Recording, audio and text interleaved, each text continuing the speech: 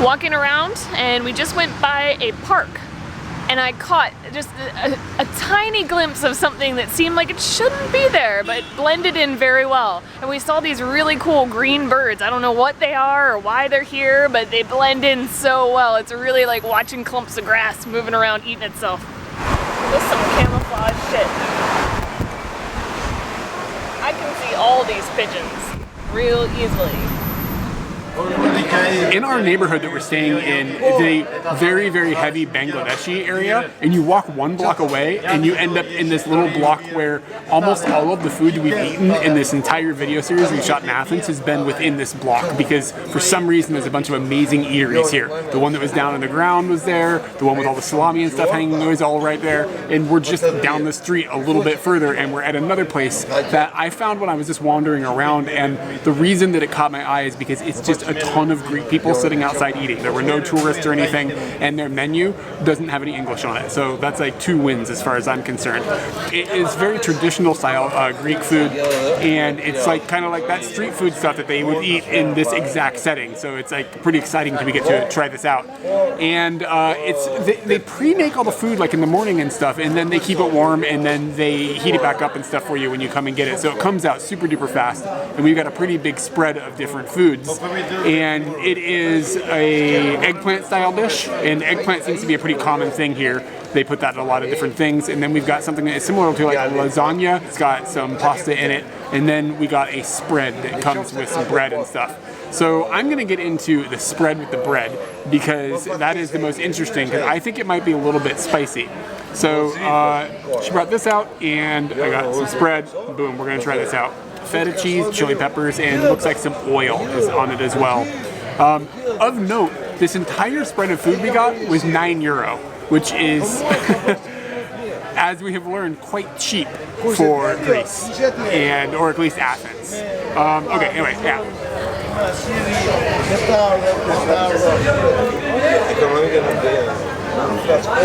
The feta cheese flavor is really strong. It's got a kick that comes like underneath the flavor of the cheese. It's good. It's really good. I see why there's a big crowd of people here. Portion sizes here, especially when you get moussaka or pastistios, which is in front of me. I know I'm not saying that right, but that's the best I can do. They're huge. They're monstrous. I am astounded at how big they are. Wow. So I'm going to try this, and I'm going to be comparing it to a place that we went previously that we decided was just cafeteria food for tourists. I'm hoping this is better, but we'll find out. This is hard to... It's real noodly, everybody. Get some of the noodles. There we go. It's wet, which is a far cry better than the situation we had at that other restaurant. It was so dry.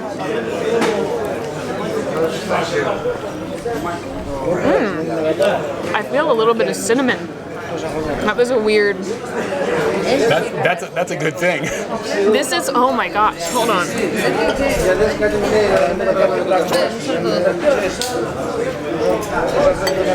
Some sort of pasta that comes in a can with long tube noodles that has like meats. Oh, what's it called? Chef Boyardee or something? It is Chef Boyardee, but it's like a particular one that I really like, and I can't think of the name of it. That's what this wants to be.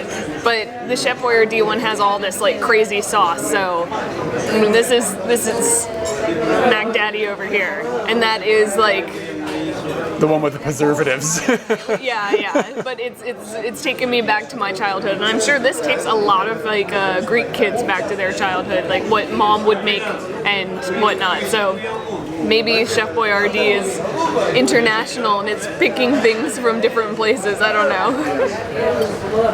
This is masterclass beefaroni that I'm having, not with tomato sauce, but with the bechamel sauce. I used to love beefaroni. This is a good meal.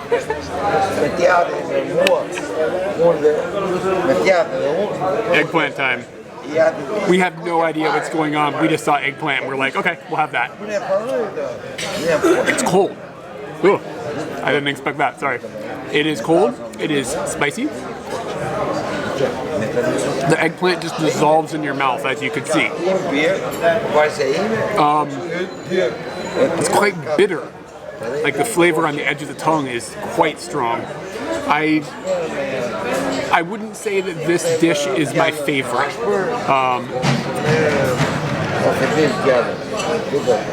It's okay, but it's not blowing my mind. Strange. So here's a toilet update. We're at this restaurant that we are very happy with. Go down into the bathroom. And it hit maybe one or two of the flaws. Number one, no toilet seat. Where are all the seats going? Are people stealing them? Where are they going? So that's gone. But the next one I need your help with. There was a lock, but with the lock in place, you can still visibly see me on the toilet. So is the lock for keeping your visual privacy, or is the lock for keeping your physical? Well, like through the crack or something you can see? Oh, yes. That sounds like an American toilet. Isn't that how they are? They are, yeah. Did you make eye contact with anyone? No, but I could have. And I almost like jiggled the door, but yeah. So I'd say it only hit one here, but it was kind of like, how's this feel? You don't want to make eye contact. Yeah, you don't want to make eye contact. So it should physically close the whole situation as much as possible. But I don't think it counts as a strike against. So this is just a, what's the opposite of a star? Strike. I think you got it. Strike's boring though. Like, black hole. Got stars and stuff. I need like. I'll have to think about this one.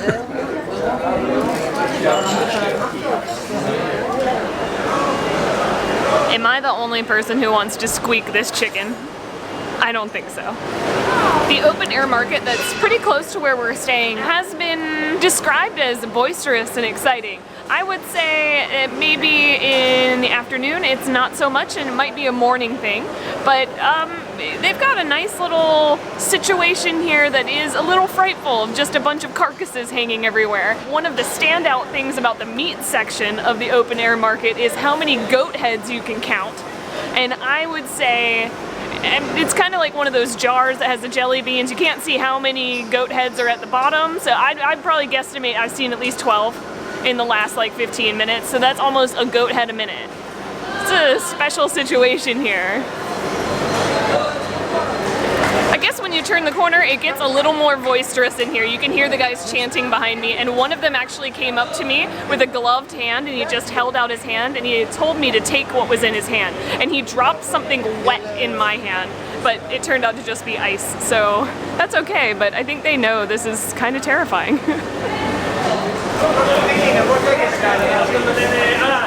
I just made a friend, and he works at the butcher. Everything's a butcher shop. He works at this butcher shop, and seems like they might specialize in cows, but that's only because I saw a gigantic cow head in there that they are stripping down.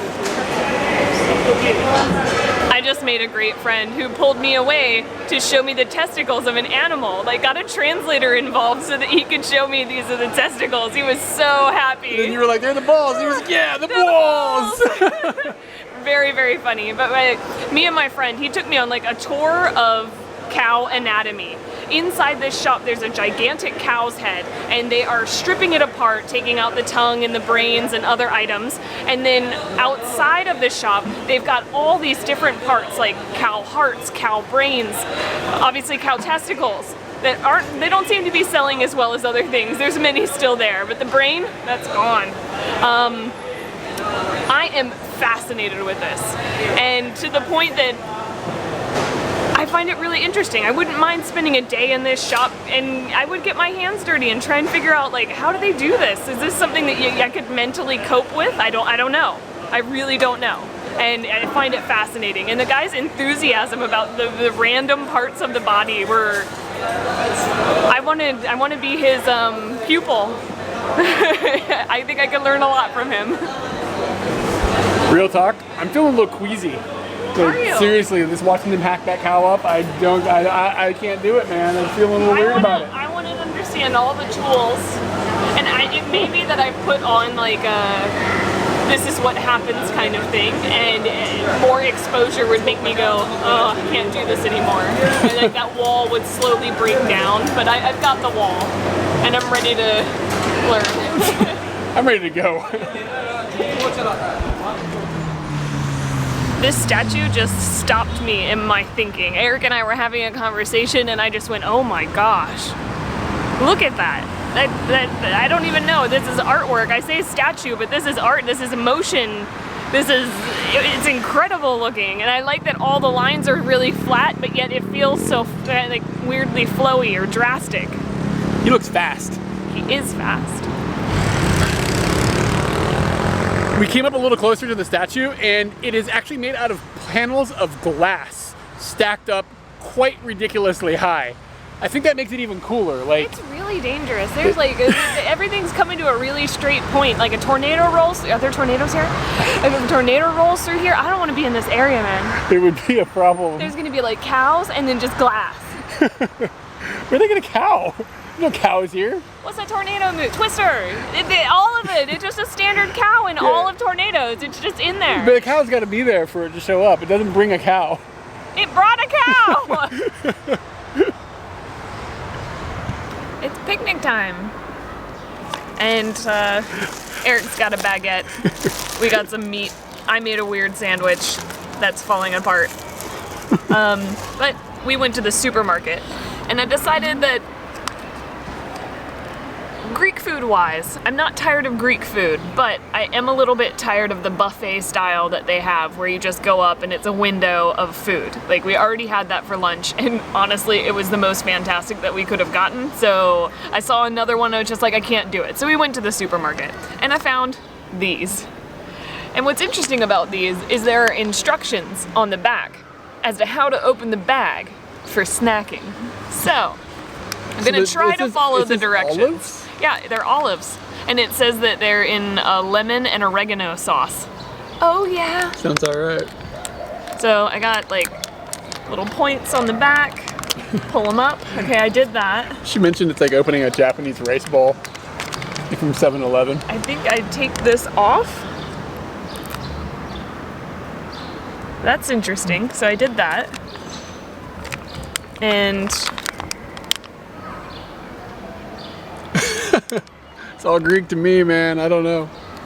it is all Greek. I put it back down and now it's all stuck on there. How do you get in here? Oh, do you pull further? You pull further? Like, we did not plan this out. Ah, okay, okay. So that's the actual open part of the bag. So you pull that off. Does it reseal? Is that the job? Like, what's going on here? I think that it sits open. So then you do this. Oh, there's olives in there. Oh yeah, that's the good stuff. Try an olive, dude. Gonna try an olive because I don't think I succeeded in the opening it snack style. The lemon and oregano, can't taste it at all. Just tastes like olives. I would say, whoa, there's not any like seasoning on that. That's just straight olive. It's gonna go perfect in my sandwich.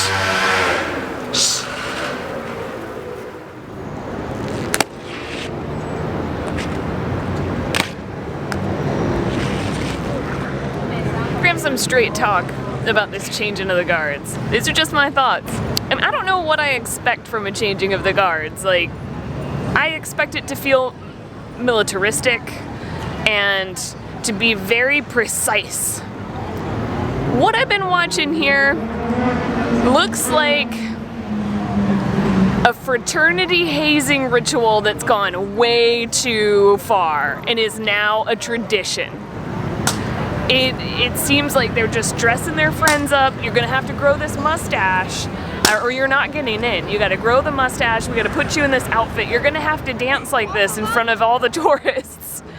And Then once you're done, I'm gonna come up and I'm gonna make sure that everything that you are wearing is tucked in nice and like treat you like I'm your mom. It's a bit weird. It doesn't feel like very militaristic. It feels very dramatized and a little like Whalers on the Moon, like a bit like that. If the crowd of tourists weren't there, I think it might feel a little less weird, but that's all it is. It's a tourist attraction now. Yeah, yeah. That's what's strange to me. I'm just so the whole time I was watching, I was like, they're really doing this. This is what? This is military? I can't believe that something. I think this is just something that every single person that goes through the military must have to do this. Like it's an honor, dude. It's either an honor or a hazing ritual. I'm not really sure which.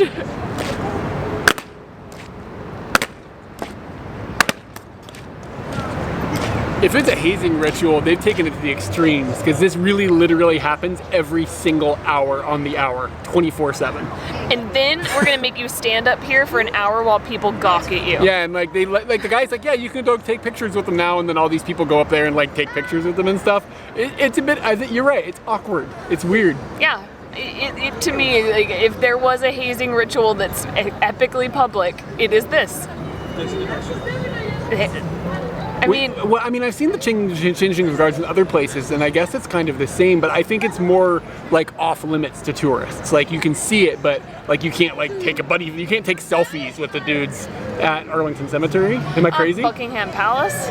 I don't know. I don't remember.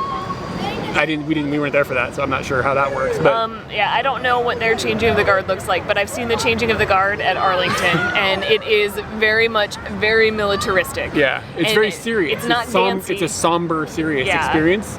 This is not happy or sad. It is just kind of goofy. With the legs flailing in the air, and like they're holding the legs for a really long time. I'm like, dang, those muscles must be fit.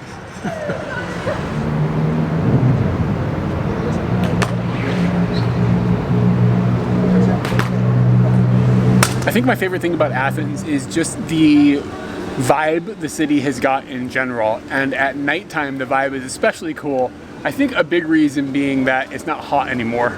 But they've also done a really good job of illuminating a lot of things. Like the Acropolis is illuminated up on that hill, and as you walk around, the Parthenon looks like there's like some sort of party going on inside. Like the creamy yellowness of the light makes it look like lived in a really weird way. Yeah, just the entire Acropolis looks amazing. It looks majestic sitting up on top of this hill. And there's a lot of little alleyways and stuff that we've wandered around. I don't feel like we've ever been in danger or anything. It feels like it's been fairly safe. We live in the dangerous part. Yeah, the area we live in seems to be like the sketchiest area. It's the scarier part. I don't know if it's the more dangerous part, but it is. Yeah, it's a little bit sketchy. Yeah. Like the one road over is where all the junkies are, like straight up. That's what we've been told. So yeah, I've seen a few junkies. When you go over there, yeah, there's definitely junkies trying to get a fix. But yeah, the rest of the city has been really cool, and I've been really impressed with just the whole vibe, the pulse the city has got, the sounds of the city, and there's a lot of tourists here and stuff. But there's a lot of locals as well, and I just like the vibe. It's like 11 o'clock or something, and a few days ago we found this bakery that it seems fairly famous with locals because there's basically a constant stream of them going in. And yeah, there's a constant stream of locals going into this shop, but what we found out is that this shop runs 24 hours a day, and they supply tons of other shops with these rings of goodness.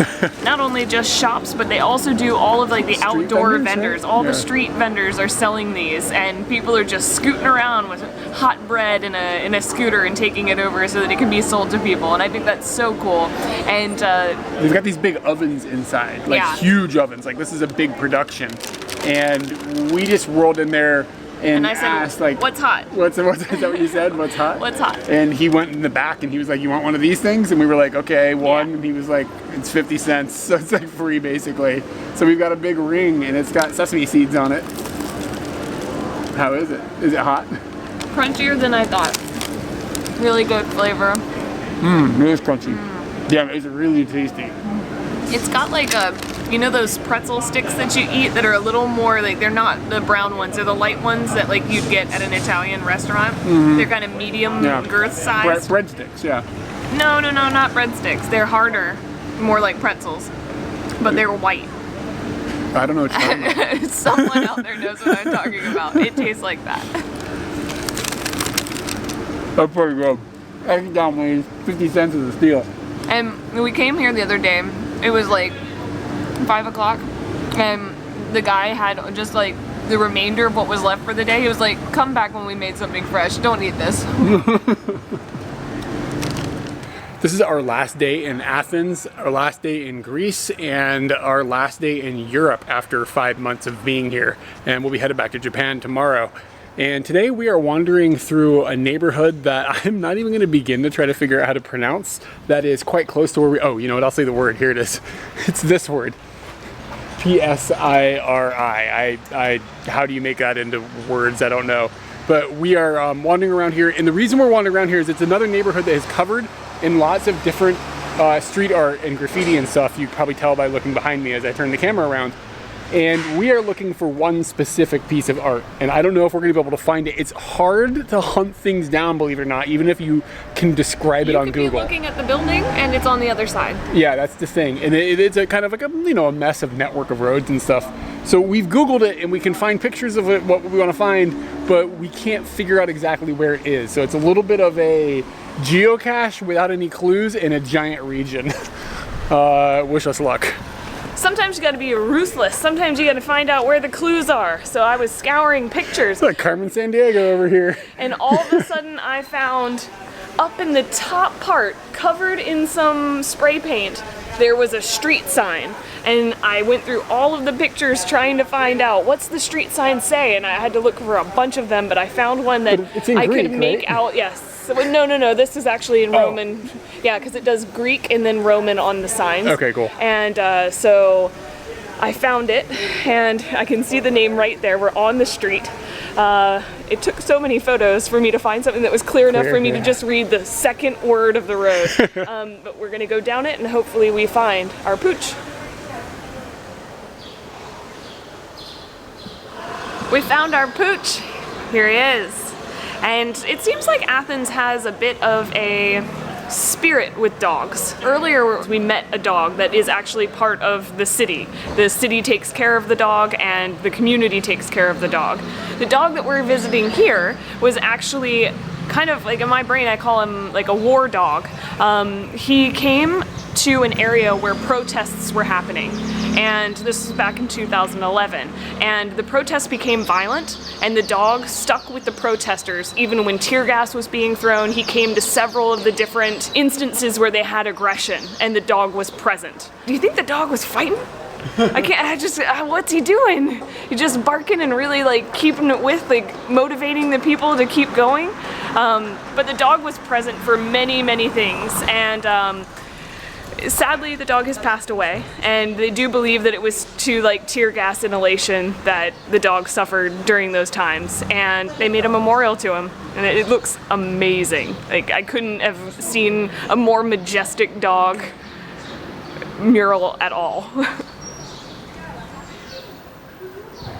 Today we had planned to go to the coast, but we kind of just got sucked into the sea of street art that's happening in this area. In Exarchia, there's street art, but it feels more crazy, and I don't know what the word I'm looking for is. Like, it's more anarchist, but like explosive in what you see.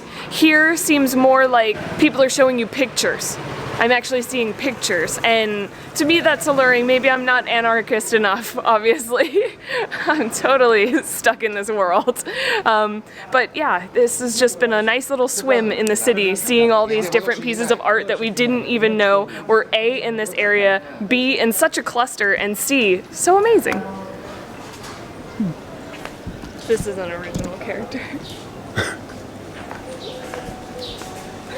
It's really good.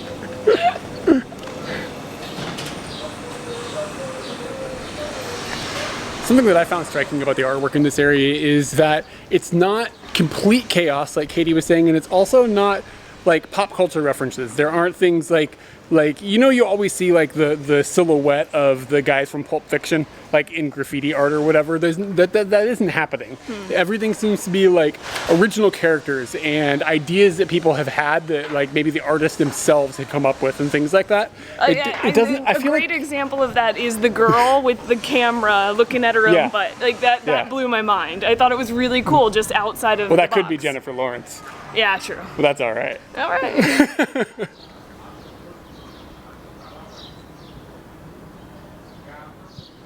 I just read this and I got this song stuck in my head, so I'm gonna do it to you. And let's take it back a step. I love you, you love me.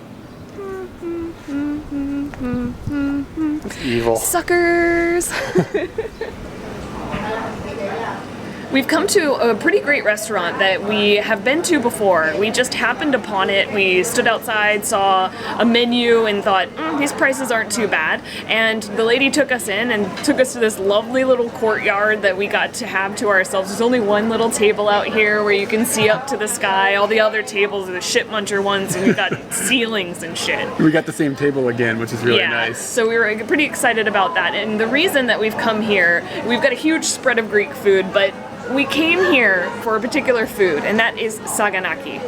And there's kind of a backstory about that. When we got married at a Greek restaurant in Fredericksburg, Virginia called the Parthenon. If you ever go to Fredericksburg, Virginia, Eat at the Parthenon. go to the Parthenon. We got good food, y'all. And when we ordered food, like tradition, whenever we went there, you get saganaki. And there it's different. In America, they do flaming cheese. So it comes out like on a plate on walking fire. Through the restaurant, the cheese is on fire. They put it on the table. You have to wait. Even when the fire goes out, you have to wait because it's hot. And it's burning off the alcohol that they put on top of it, and then it's delicious. It's an amazing experience. But And when we came to Greece, we realized they don't do that. they don't light it here. on fire here. Like, But- and I googled it, and it's like it came from like Detroit or something. Yeah, I don't even remember. Some Greek restaurant in the middle of the United States came up with that serving method. Yeah. So we've decided that we need to get this anyways because it's our thing, right? Yeah, and See what it's saganaki like. here is pan fried. So they just put some oil in a pan and then they cook it up. They give you the lemon, which is gigantic. It is ridiculous. And I'm gonna get us lemon-fied. I feel like that's too much lemon. I don't think there's a much. You can't have too much lemon, man. CC Lemon has told us differently. And then I don't know. What do we just use a fork? I'm using my left hand, so I can't do that. All right. And you only have one hand. Yeah, my other hand is busy holding a camera right now. It's really hard. Look at that. Yeah, it's got a good crunch on the outside. I'm gonna get us off two nice little pieces here. This one's for you. All right. It almost looks like a white fish. Oh yeah, it does kind of look like a fish. Like a fish stick. All right. I hope that it's not. This doesn't taste like fish. This is like our last meal in Yeah. Greece. So this is to Greece. To Greece. And to us. To us? No. Our saganaki-ness. Yeah, our saganaki weddingness. That's amazing. The type of cheese is the same that they use. This feels a little thicker than what I had in the States. And the outer part being crunchy is way different. Crunchy is so good. Oh, I can't wait for the next bite of that. It's good. I prefer it the way that they do it in the States. I can't wait to try it again in the States. I'll give you But that. yeah, whew, that blew my mind. We also got another one of the. I can't remember what it's called. I've asked it like 1,000 Yeah, times. yes, and I was thinking you were gonna push through it and maybe Starts with an O. Ouzo. Ouzo. Yeah. That's right. So this is It's ouzo. spelled with an O, right? Like Yeah, that's what's screwing with me. I keep O-U-Z-O. seeing this O, and I'm like, well, how do you pronounce that? Yeah, it's Ouzo. And we got the instructions on how to drink it this time. We had shots before, and that was just down the hatch, even though we treated it differently. They brought us a glass this time, a little bit more alcohol in the glass, and she told us, with our bucket of ice, that you need to put one piece of ice and then you taste test it. You give it a little sip, and you find out if it's too strong for you or just right. It's really cool when you put the ice in, it goes from clear to like a milky. It's science. Yeah, it is. What is it? White. It's like Calpis. It looks like Calpis. Yeah. So right now we've got the Calpis version, but it was clear to start. Calpis, by the way, is a drink in Japan. Don't think we're talking about something weird. Yeah, we're not. People might be like, what? All right, what is this one to? This one can be to us. To us. All right.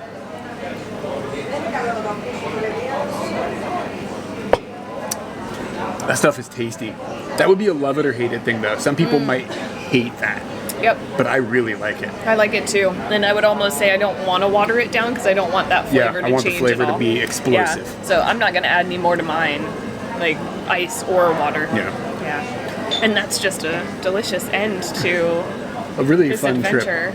Yeah, I guess this might be one of the last videos that we make while we're in Greece because we're just going to get on an airplane tomorrow. We're going to the movies tonight. That might be an interesting video. It's an open air theater. Well, I don't know if we'll be able to film there. That's the thing. Oh. Like when you have movie theaters or whatever. That's a really good point. They'll be like, oh, you can't film because, piracy and So all there's that. a maybe on that. Did Yeah. you have a favorite part of Athens? A favorite part of Athens. Anybody so here's the deal with Athens. This has come at the end of a trip that we've had that's been like 5 months in Europe, and we have been filming almost exclusively the entire time. And we've been moving around, and we've also been working, and I've been doing video stuff to get videos online and stuff while we've been here. So at this point, to be completely honest, I am pretty exhausted.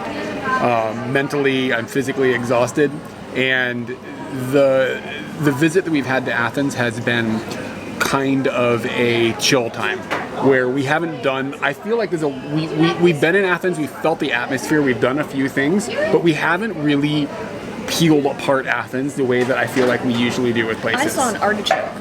You saw an in my artichoke? head when you said that. And I think Athens might be an artichoke. And I think that there is a lot more to Athens, and I would love to explore it again when I have more energy. To be real talk. So I would like to come back and explore more of Greece. There's all these islands and stuff that I think would be amazing to explore. I talked to a guy in the shop today because I bought my omiyage, and I was like, I said, have you always lived in Athens? And he said, unfortunately, and I was shocked. I was like, I can't believe you would say that. And I said, why? And he said, it's not the islands. So, yeah, that's a pretty tempting. We've heard other people talking about this stuff. So I think I really would like to come back to Greece, and I'd really like to explore some of the islands and stuff. I think that would be amazing. The thing that sticks out to me the most is the atmosphere. I like all the street art. I like the way that the city's pulse is and everything. And if you've seen the video series on Athens, you know we ate a lot. Yeah, we and did. that's been really nice. Do you have anything that sticks out in your mind? It all feels like a bit of a blur because it's been a week and a half in one city, and there's so much more that you need more time for it to be a clearer picture. Yeah, it feels like you're in the shower and you can see Athens, but you're just so excited and there's so much stuff and you're still in tourist mode that you can't wipe off the window. Oh. Gotcha. That's kind of how I feel. You were like, why are we in the shower? Yeah. Sorry, I got analogies and stuff. Yeah. And this will also be the last video from Europe. I don't think that we should go down a dark hole, not a dark hole, but a long, drawn-out explanation of Europe and stuff. But my main takeaway, and I want your one main takeaway. My main takeaway is I want to go back to Italy. That sums it up. I want to go. We've spent like 2 weeks there or something, and I am dying to go back and eat some of these Mount Vesuvius tomatoes in Naples. Told me about these them, pizzas Mount in Naples and Vesuvius. stuff. I'm like obsessed with this idea now. So like Italy is really high on my list of a place to explore. Not to talk bad about any place else. It just really stuck out. I think that for me, the big thing that sticks out is I'm glad this opportunity happened. That you got to come and just do this. That I got to do this. Not only that, for many reasons. One, I feel like a strong enough person to do it, and it's not easy. Like bouncing around and working and doing and living and just, it is exhausting, like you said. Yeah. I'm happy that our relationship is strong enough to do this. I'm happy that my work is behind me on it. Yeah. And I'm happy that we have Patreon and all the people that are supporting us that want to see this and enjoy it and help make it possible. We've got this special thing. We've got all these special little things that are just lined up and allowed this to work. Yeah. And yeah, it's amazing. Any one of those not being there, we wouldn't be able to do it. It's true. Like if I wasn't strong enough, we wouldn't be here. If we weren't strong enough, we wouldn't be here. If work wasn't doing that, we wouldn't be here. And without Patreon, we wouldn't be here. Yep, agreed. So that's an amazing little group of things, a foundation that has just made it happen, and that blows my mind. Yeah. Very cool. This saganaki, I really want to eat it. Yeah, it's time to eat.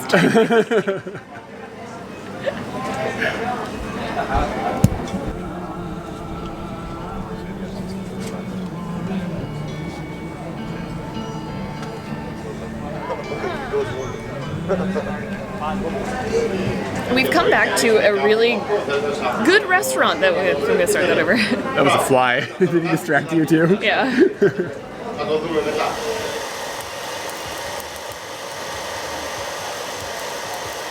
Thanks to everyone for enjoying our 46-part, nearly 28-hour European adventure. If you missed videos from this trip, check below or on screen for a link to the entire playlist. Up next, Southern Japan.